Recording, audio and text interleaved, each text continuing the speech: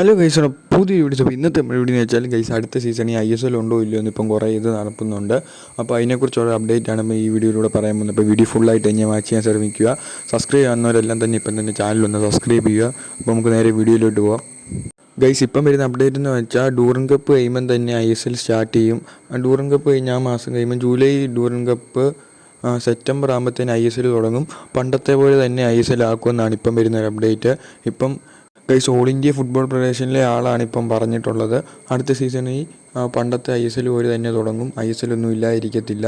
എന്തായാലും ISL കാണുമെന്നാണ് ഇപ്പം പറയുന്നത്.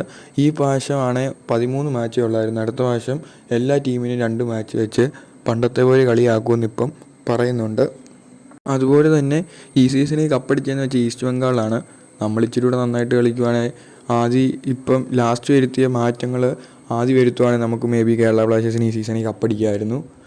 കാരണം ആഷ്ലി വെസ്റ്റ്വുഡ് കഴിഞ്ഞപ്പോൾ ഭയങ്കര ഇമ്പാക്റ്റ് തന്നെയാണ് കേരള ബ്ലാസ്റ്റേഴ്സ് ഉണ്ടാക്കിയത്.